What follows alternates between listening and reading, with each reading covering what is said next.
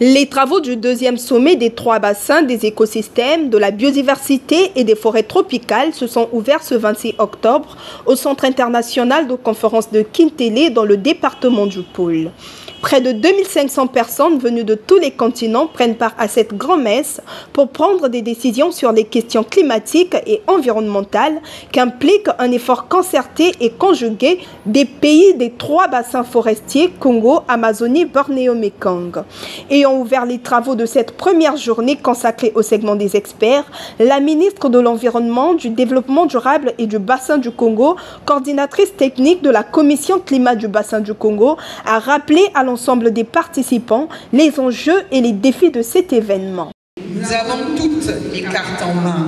Nous avons tous et toutes les cartes en main pour que ce sommet tienne ses promesses en posant sur les fonds baptismaux les termes d'une collaboration fructueuse entre les 3 bassins.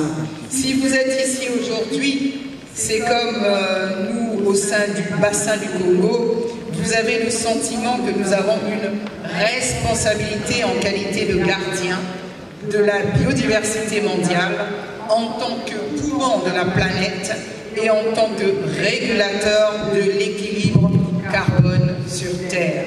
Il s'agira donc pour nous d'apprendre à mieux se connaître, car paradoxalement, nous ne connaissons pas ou peu les particularités et défis propres à chacun de nos bassins, les connaissances, les acquis scientifiques et techniques et les expériences développées dans chacun de nos bassins.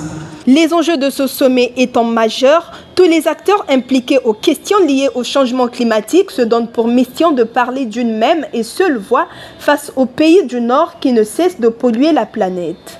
Nous voudrons qu'à travers ce sommet, nous puissions parler un même langage. Désormais, nous sommes ici l'OPEP des forêts, l'OPEP des pays, des grands pays forestiers à travers le monde qui jouent un rôle important dans le changement climatique, mais qui n'ont pas de compensation dont ils ont vraiment droit pour développer leur propre pays. L'intérêt est énorme sur la nouvelle économie du climat pour la région de bassin du Congo. Donc, on devait vraiment au niveau du Congo, au niveau de l'Afrique, du bassin du Congo, on doit se développer.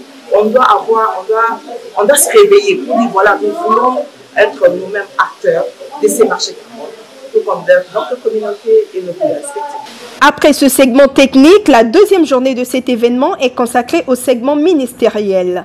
14 chefs d'État ou de gouvernement sont attendus pour intervenir à la cérémonie de clôture qui se tiendra le samedi 28 octobre.